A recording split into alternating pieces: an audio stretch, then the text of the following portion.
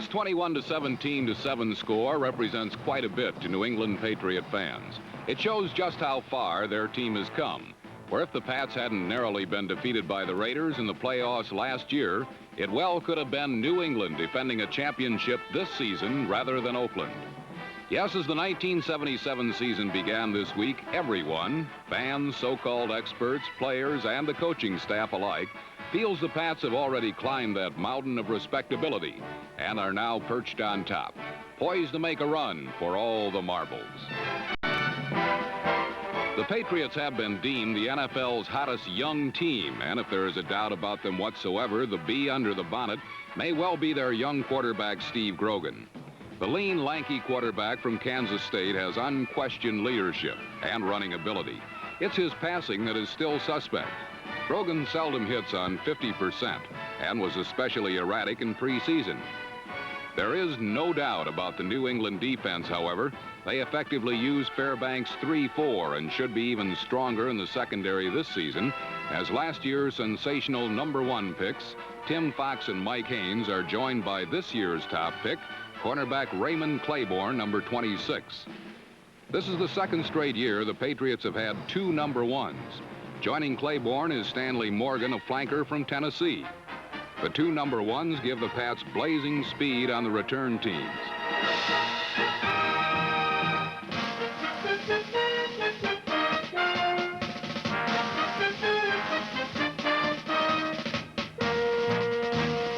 While the Patriots have climbed a mountain, the Kansas City Chiefs are very definitely down in the valley.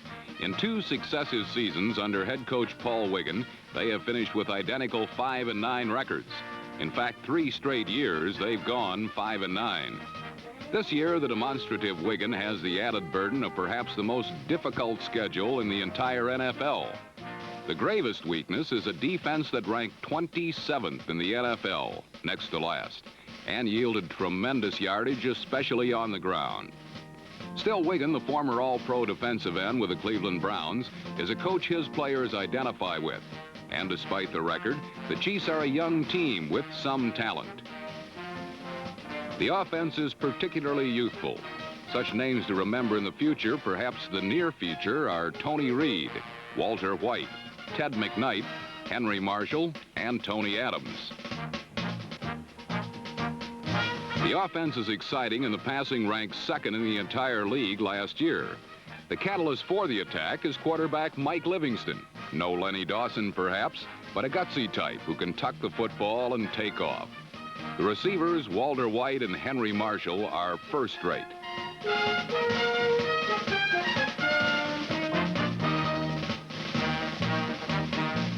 But it is a woeful defense that will do the Chiefs in, despite the fact that former All-Pro Willie Lanier is back for an 11th season. The Chiefs will score, but will be scored upon even more.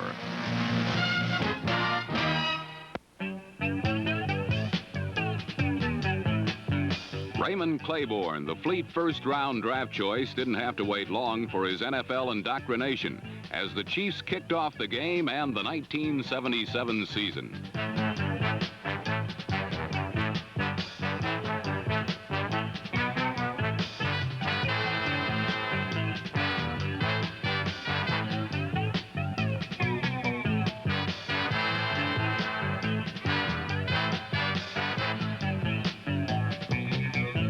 The Pats offense took the field. It featured a new look on the left side of the offensive line. Here, two All-Pros, John Hanna and Leon Gray, have left the team in a contract dispute. And with subs Shelby Jordan, number 74, and Pete Brock in their place, the Patriots were unable to move the ball on the ground in their first series. With 3rd and long, Grogan put the ball in the air, and the Chiefs had the first turnover of the new season.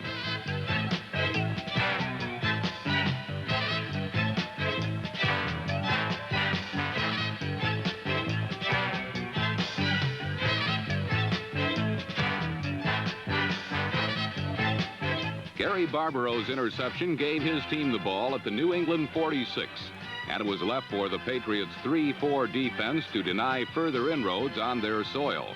Their defense, led by Sam Hunt and Julius Adams, was more than equal to the task.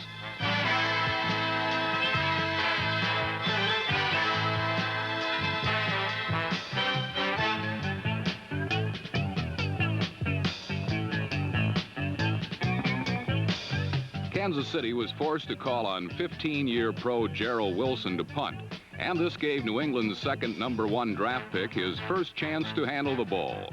Stanley Morgan, a 4-4 flasher from Tennessee, fielded the kick, but was contained from going wide.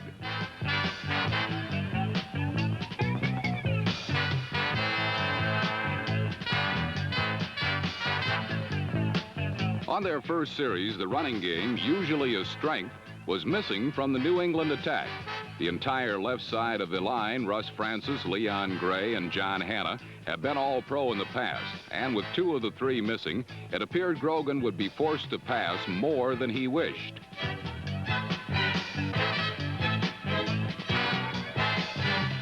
Sure enough, the Chiefs' much-maligned defense refused much yardage on the ground. And again, on 3rd and long, Grogan went the air route. And again, he was intercepted, although it was hardly his fault.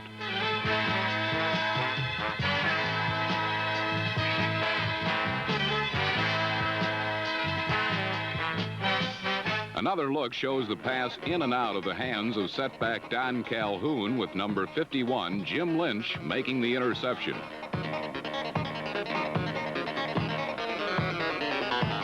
Now with a big break and excellent field position on the Patriot 19, Livingston used his running backs, Tony Reed and MacArthur Lane, exclusively.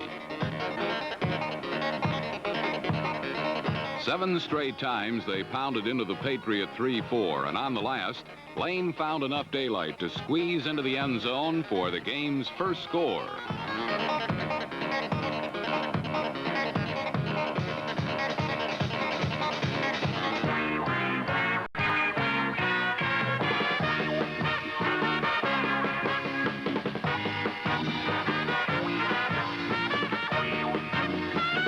Despite the fact that the running game is their forte, New England couldn't get it started and were forced to give up the ball. The defection of the 2 offensive linemen was looming larger when Mike Livingston delivered a bomb to Henry Marshall.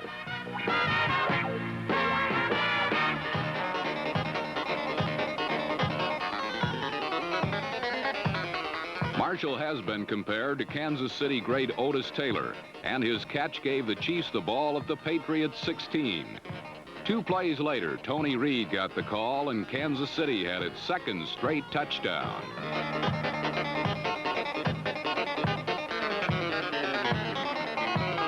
The Chiefs have long looked for a runner to replace the great Mike Garrett, a speedy, shifty type.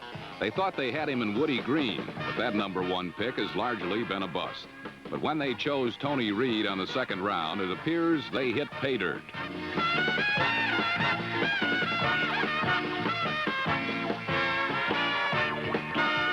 Another look reveals the rookie runner was nearly caught in his own backfield.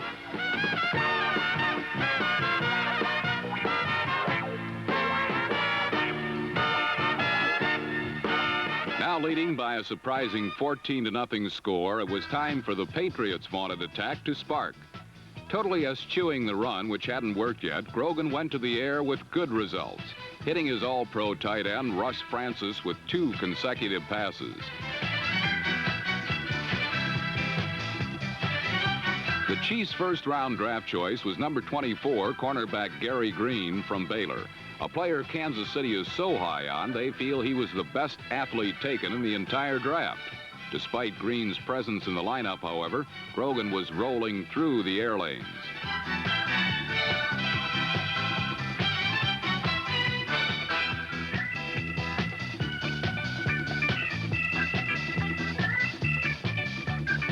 From the Chiefs' 34, Grogan pulled out a reverse and blocked well for Darryl Stingley, who went all the way for a touchdown.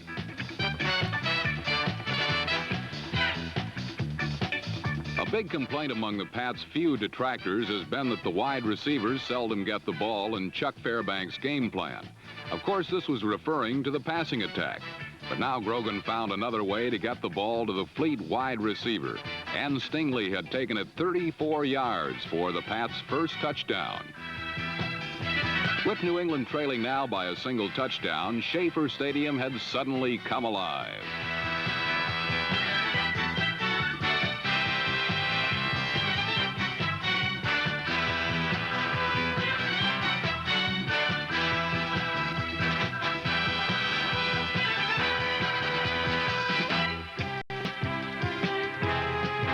With the Patriots only 7 points down, despite a terrible beginning that had seen the Chiefs claim 2 interceptions, New England began to play more confidently, and an all-out blitz got them a turnover.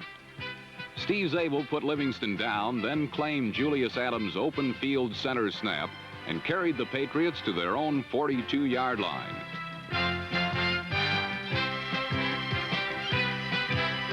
New England seemed ready to take command of the game. They had cooled the Chiefs' hot start and eliminated the mistakes that had put them in an early hole. Sacker and fumble recoverer Steve Zabel watched as Steve Grogan prepared to capitalize on his turnover when he found Sam Cunningham circling out of the backfield for 35 yards to the Kansas City 10-yard line.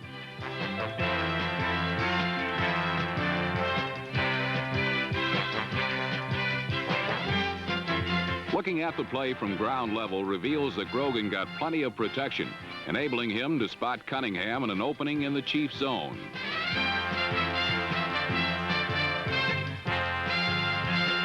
But with the ball resting close to the Chief goal, the Patriots slipped back into their earlier ways. From the 6, Grogan gave to Don Calhoun. Calhoun reached the end zone, and Cunningham signaled 6. The only problem was that the ball was back at the 5, where Billy Andrews recovered for Kansas City. As had happened earlier in the game, the turnover turned the Chiefs downright offensive again.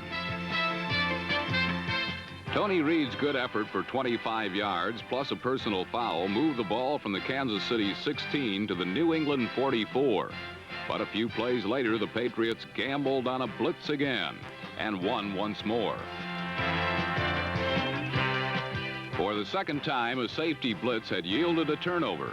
Number 48, Tim Fox, the safety blitzer and smallest member of the New England defense, spent the entire game up close to the big men, often faking blitzes, and this time coming, reaching Livingston just before he could release his pass.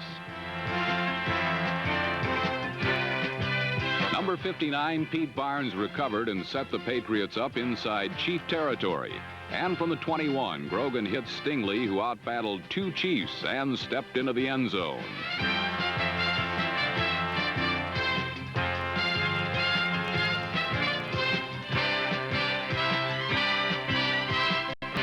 In a half where they had looked like they might get blown away, the Patriots had overcome 3 turnovers and used a Chief mistake to tie the game at halftime 14-14.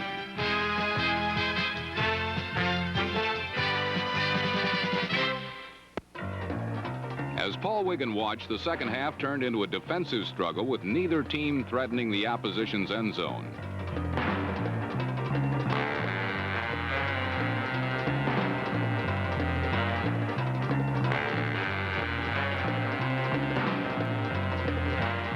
The game no longer belonged to the whippet wide receivers and scatbacks. This was basic football, with each side probing for a break or a weakness. Neither team could find one or create one.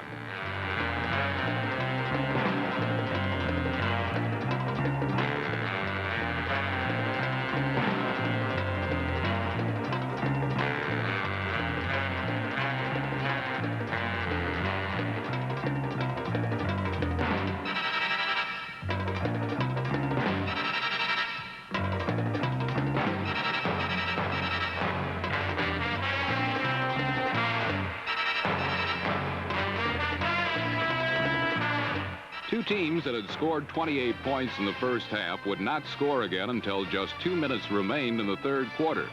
The Chiefs, in fact, who had scored 2 touchdowns in the first 11 minutes of the game, would get into the end zone no more.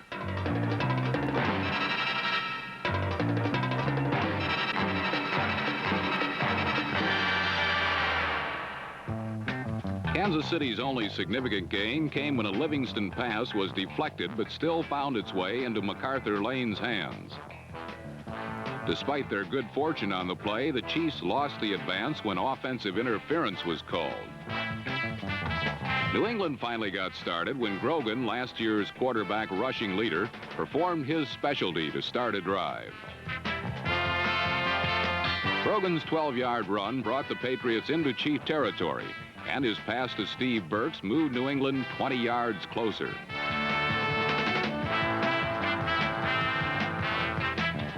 From the 25, 3 runs put New England in front when Jess Phillips rock and rolled into the end zone from the 11-yard line. At the conclusion of his run, there were no end zone pyrotechnics, just a toss of the ball to an official, for that is Phillips' style.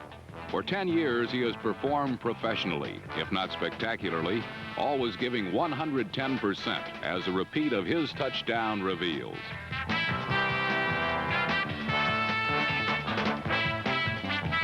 The Patriots now led 21-14, and the Chiefs, who had undergone a long dry spell on offense, recognized the need for something different. So twice on the same drive ran reverses to outflank New England's stingy 3-4 defense.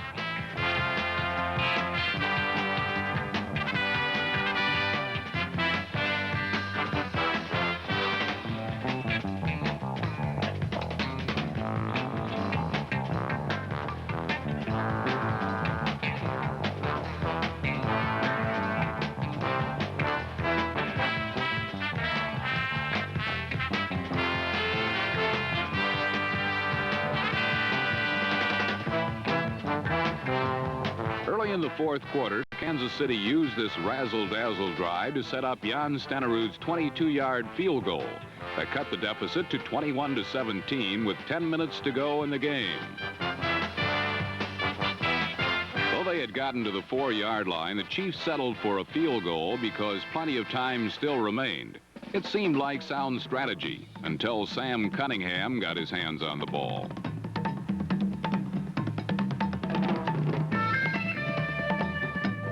Cunningham went 43 yards for what seemed like a 28-17 lead. But back upfield, strange things were happening. Tight end Russ Francis was locked in combat with one of the Chief defenders. It would lead to his ejection from the game, but another penalty on Francis, number 81, whom officials detected moving before the snap, although not obvious from this angle, cost the Patriots a possible clinching touchdown. Cunningham would rush for over 100 yards despite losing this 43-yard sprint. But it was the loss of a touchdown that hurt most, as Kansas City still trailed by only 4 points. Still, their task seemed almost insurmountable when Mike Patrick hit a perfect punt that was downed on the 4-yard line when Bob Hyland kept the ball from going into the end zone.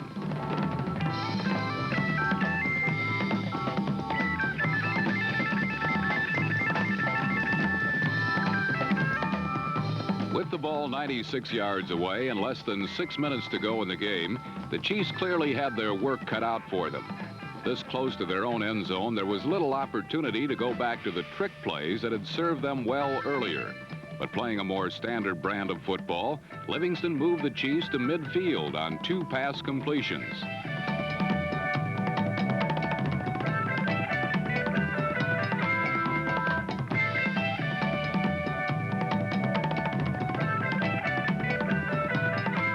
Would go no further than Livingston's pass to Lane that carried to the 50, but it gave Gerald Wilson a chance to pin the Pats in a hole, knocking a punt out of bounds on their own 15. The instructions were simple as Grogan talked with Chuck Fairbanks. Nothing fancy, just hold on to the ball. But with over 2 minutes to go in the game, Wilbur Young forced a fumble, and the Chiefs were in business on the Patriot 30-yard line. The Chiefs had claimed yet another turnover, this one a fumble that could lead to victory. But Kansas City could not move on 1st and 2nd down, and so in a 3rd and throw situation, New England gambled once again, and Tim Fox completed his biggest safety blitz of the game.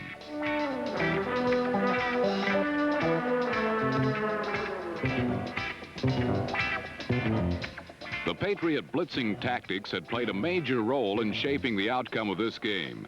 2 earlier safety blitzes had caused fumbles, and this one put the Chiefs in a 4th and 17 situation from the 37, leaving Kansas City just 1 desperate pass attempt from defeat. A pass attempt that never had a chance when linebacker Steve Nelson blitzed Livingston into a hopeless incompletion.